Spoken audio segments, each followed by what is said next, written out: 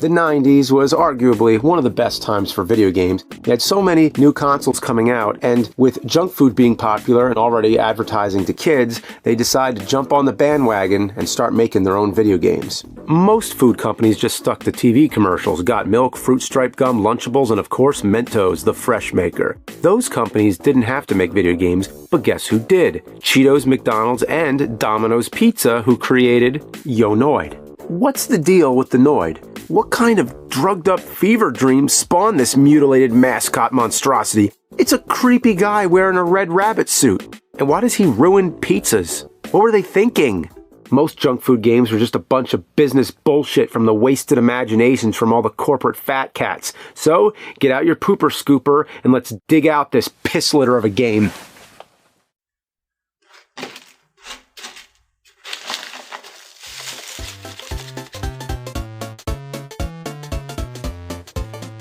Whoa! What the fuck? You scared the shit out of me. Not this shit, actual shit. Listen, I gotta play this game. You gotta get out of here.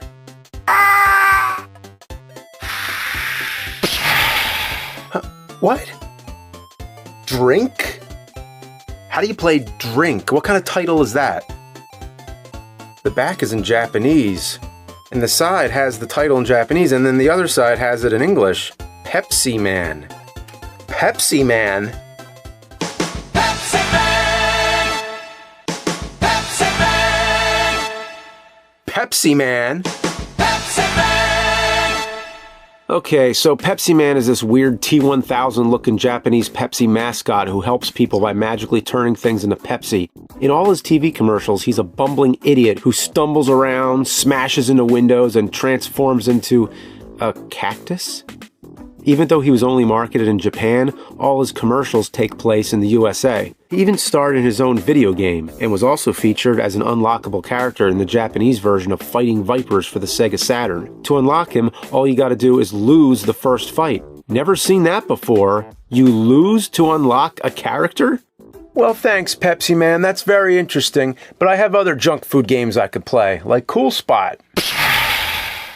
Oh, come on. Oh, well, I could always play Chester Cheetah. Oh, well, how about, Big Bumpin'? Oh, man, how about, Kool Aid Man? God damn it, you silly fuck, I don't want to play Pepsi Man. Okay, jeez. I'll play Pepsi Man. Well, in the chance that you were looking forward to Cool Spot or Yo Noid, can't play them because they're all Pepsi Man now.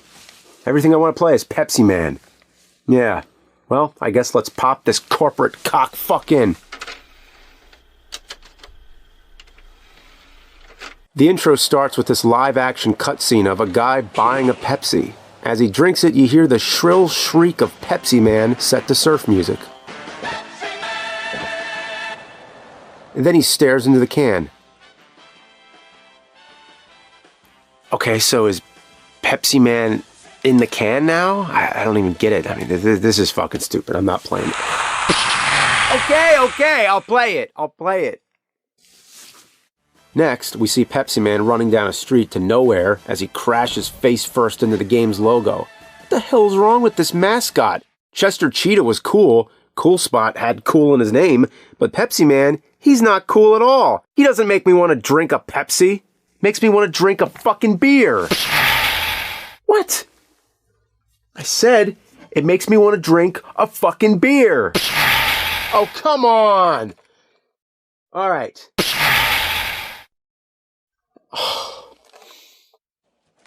Wow, that's a lot of Pepsi. I bet his bowel movements are like tar and colon foam. Hey, let's start the game!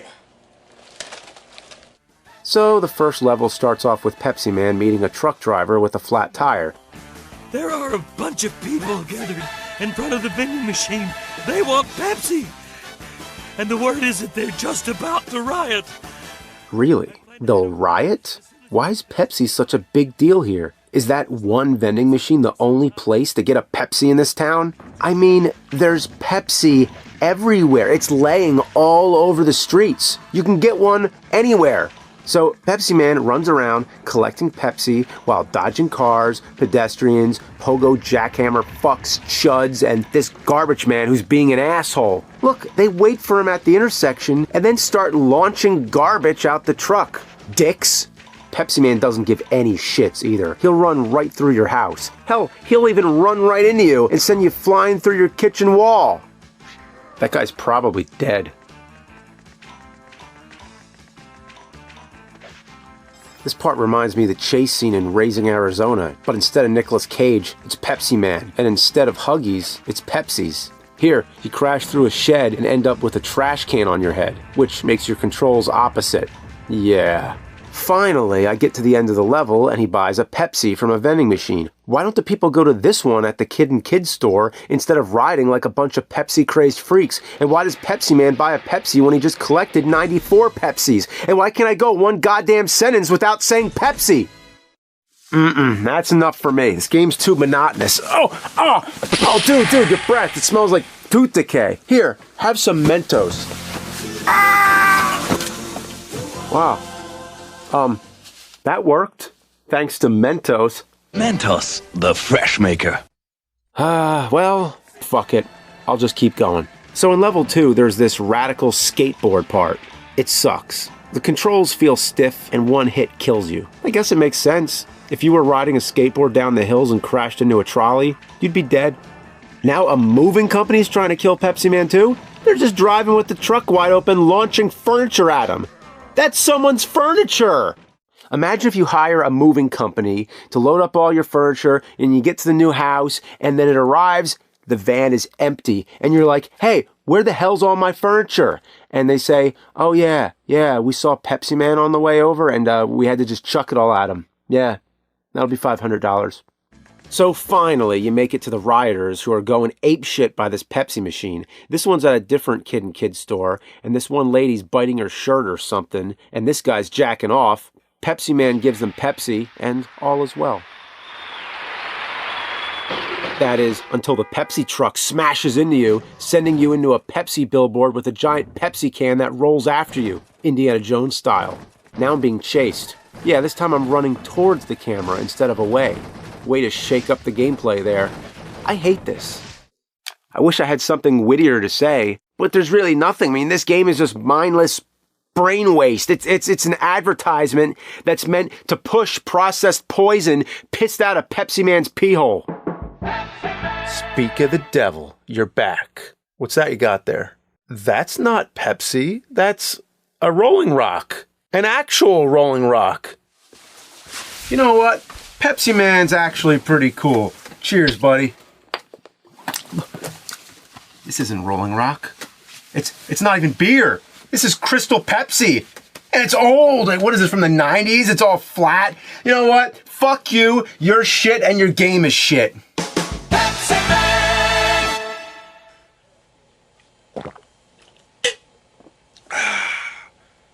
Have a Pepsi. No thanks. Next stage. So the next part, you gotta get to the top of a burning building. The firefighter can't get first aid to them in time, so of course, you bring them Pepsi. Oh yeah, I'm sure that'll help all the people trapped on the roof of a burning fucking building. Yeah, treat their burns with some Pepsi. Thanks to Pepsi Man.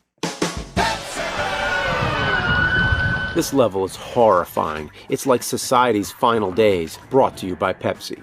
This guy here smashes his car into a brick wall and explodes, but Pepsi Man just runs by. That guy's probably dead, but I gotta get those people Pepsi! So after traversing this urban hellscape, you get to this truck that keeps launching barrels. Yeah, I guess Donkey Kong's in there, and he hates Pepsi Man as much as I do. After that, you get to the most unsafe construction zone ever. Girders are falling apart, sections of the bridge are missing, these guys are just swinging metal beams, and the bulldozers are just spinning around. What's happening here? Pepsi Man stops to buy yet another Pepsi and falls into one of my most hated video game cliches ever. The sewer level. This is where the shit graphics really shine. It's so dark that you can't see where you're going. There's pitfalls everywhere, and the only reason I know they're there is because I fell into them 50 times. I feel like it'd be easier in real life to run through a sewer and collect Pepsi. Right here, I swear, you have no choice but to get hurt by this wall. There's no way to pass it, and even when you do, there's a narrow path you need to hit, or else you're starting over. Another part that's bullshit is the subway section. I don't know what to do. There's a train coming right at you with no time to avoid. I tried dodging it, but I get killed every time. Then, after restarting the level like 12 times, I accidentally found the dash function. Yeah, hitting up and square lets Pepsi Man dash. How was I supposed to know that? On the control screen, it only shows slide and jump. Maybe it says it in the book, but it's all Japanese. At the rate I'm going, I'll probably learn Japanese before I finish this game. Who's calling? Oh, come on, nobody's calling you! Hello? Hello, is Pepsi Man there? Oh, I guess it is for you. No, don't give him the phone. You need to listen to me very carefully. You need to get out of there. Pepsi Man is evil. He wants nothing more. Oh, come on, don't you know how hard it is to find a good phone like this?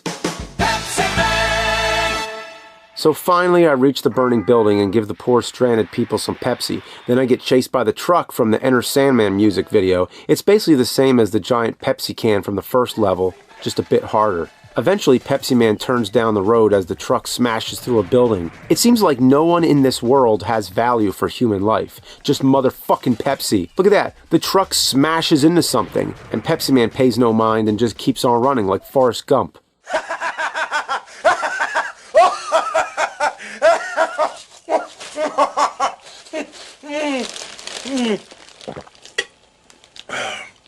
Pepsi for TV game. Not video game? TV game? I mean, it makes sense. Yeah, from now on, I'm the angry TV game nerd. Here we go, on to the next disaster that requires Pepsi. This time it's a motherfucking plane crash. Jeez, there's lots of tragedy in this game. Thankfully, all the people are okay, but they need their Pepsi, goddammit. So, you guessed it, more running. It's the same thing over and over. This time you're going down a highway with traffic coming on both sides, which begs the question, why doesn't Pepsi Man just run on the side of the road? There's trucks, motorcycles, buffalo, and a bunch of rocks rolling, but no rolling rocks. You get to the end and Pepsi Man, once again, buys a Pepsi at a vending machine. You know, Pepsi Man is a rather sad tale. Pepsi Man can make Pepsi for everybody except himself. This next stage is a nightmare. After beating the desert, you run through the mine where you can't see shit. How is anyone supposed to play this? There's pits everywhere, but good luck seeing them. It doesn't help that if you get a game over, you have to run through the desert part again. You're gonna be here for a bit. Each time I'd get a little further and then die at whatever came next. This part is like really having to piss and knowing the next rest stop isn't for 200 miles. So about an hour later, when I happen to do less shitty enough, I finally deliver those poor plane crash victims their Pepsi. And of course, another chase level. This time I want you to guess who chases Pepsi Man, because it makes no sense. Is it Buffalo? Nope, nice try. Motorcycles? Keep guessing. Rolling rocks? No again. This time you get chased by a giant tumbling mass of logs.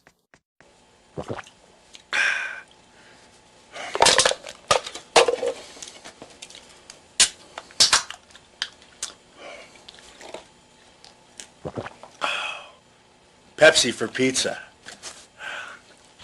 Pepsi for pizza? Yeah, actually a pizza would be pretty good right about. Oh, thanks. I hate you. Okay, so thankfully we're on to the final level, Pepsi City, a dystopian urban sprawl that should pose as a warning of rampant consumerism. It's a place that's completely comprised of advertisements. Imagine if Roddy Piper wore the sunglasses from They Live Here. His head would explode. Honestly, seeing all these Pepsi logos and playing this game is doing the exact opposite of making me want a Pepsi. It makes me want not a Pepsi. So this time the computer at the Pepsi factory's gone haywire, and without Pepsi Man's help, there'll be a world shortage of Pepsi. So Pepsi Man must run! You're gonna die here a fuck ton of times. This is a culmination of all the frustrating bullshit, and then some. This has to be the most unhealthy city in the world. It's no wonder people are keeled over on the side of the street. How about drink some water? That might help. One thing I don't understand is why every sign in this game falls off when Pepsi Man gets near it. Are the signs sentient creatures bent on inconveniencing Pepsi Man?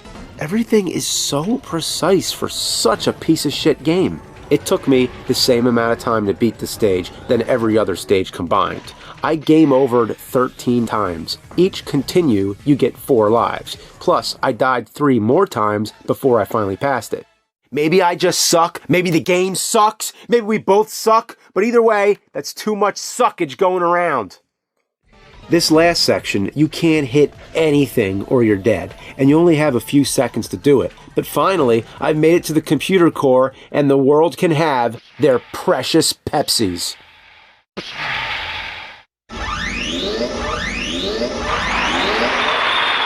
Onward to the last chase level. This time, it's another giant Pepsi can that falls off 2 columns. Seriously, Pepsi City, and the rest of the world for that matter, needs to find a decent structural engineer. Everything's falling apart. This time, the can just falls for no reason. What if a regular person happened to walk under this thing? There'd be lawsuits out the ass. This last level is like the log one, except it's a Pepsi can that gives birth to baby Pepsi cans that try to trip you. When you beat it, the TV game guy flips his shit, the credits roll, and then he has to piss because of the ungodly amount of Pepsi he's consumed.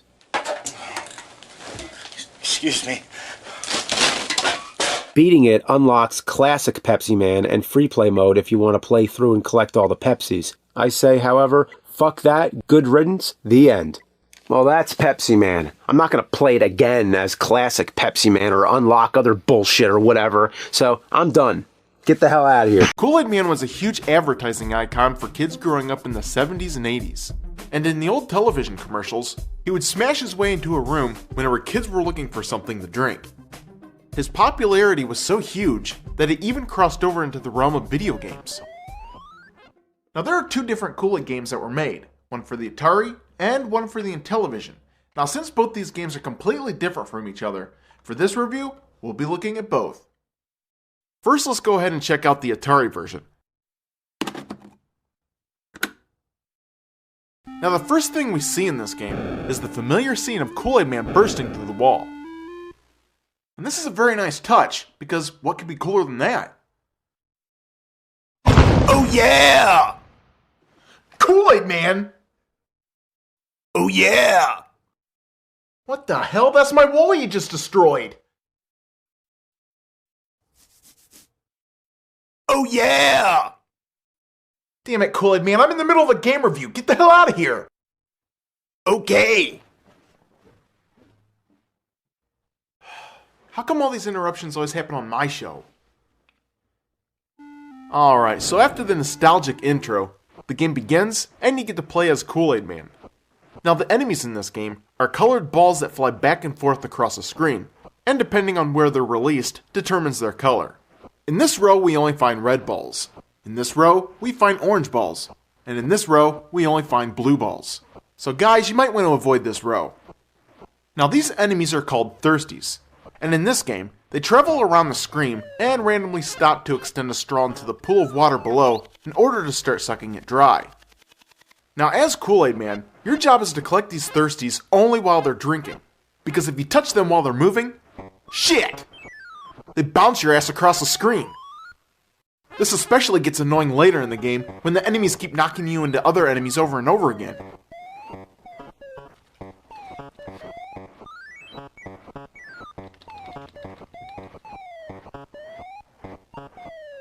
Oh, come on!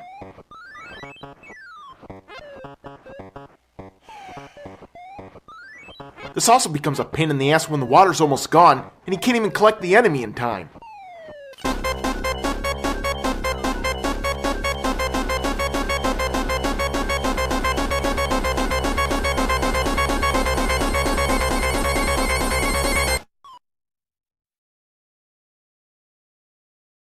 Shit! Now thankfully, there are also a few power-up items you can pick up in this game. Periodically, letters will randomly fly across the screen, and each one represents a different ingredient that makes up Kool-Aid. If you manage to catch just one, your player will go from being a sissy small pitcher of Kool-Aid into a huge hulking invincible Kool-Aid killing machine. Nothing will stand in your way now. Oh yeah! Oh yeah! Oh yeah! Ah, God damn it, Kool Aid Man again? Oh yeah! Don't you realize I have a door?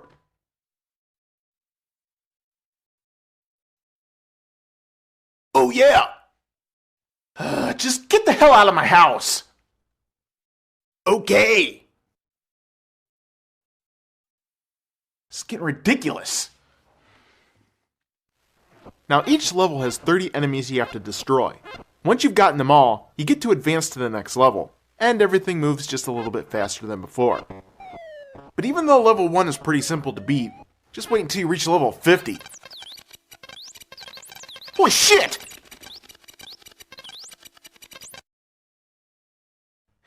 Out of hell with this game.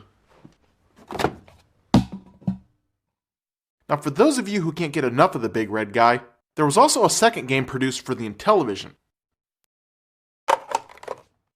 Now upon starting, you take control of two kids, and their mission is to go around a huge 3-story house and collect the 3 ingredients that make up Kool-Aid.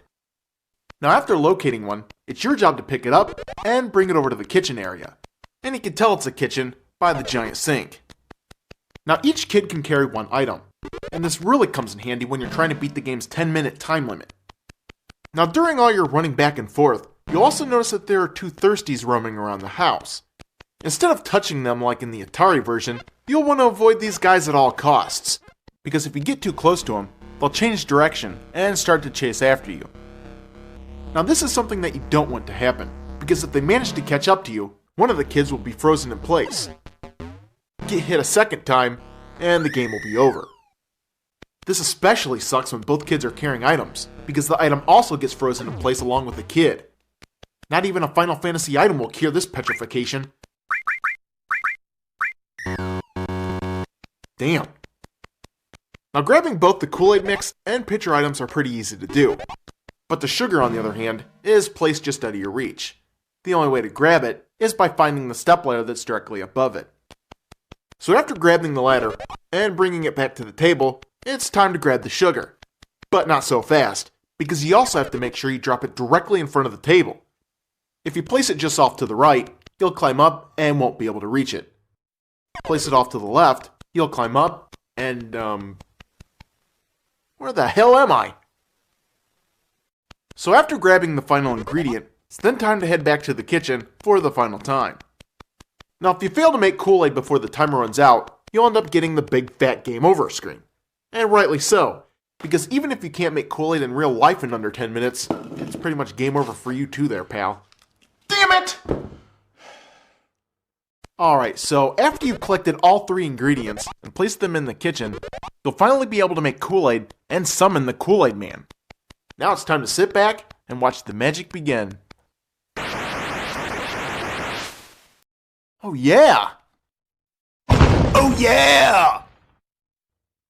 Oh come on, Kool Aid Man! Why the hell you keep destroying my house? Oh yeah! You burst in here one more time and your days are numbered, pal. Okay!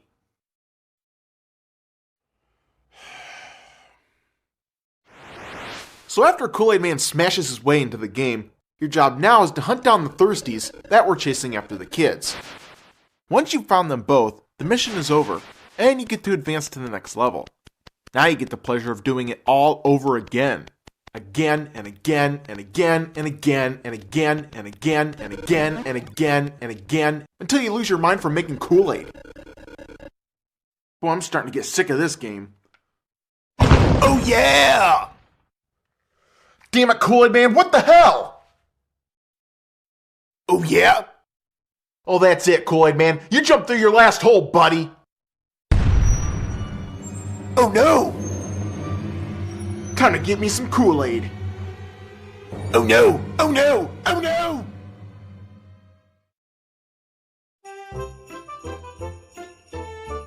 Now back to Ronnie the Skeleton's Christmas special. Oh, look, it's snowing. I can't believe it. It's another Christmas miracle.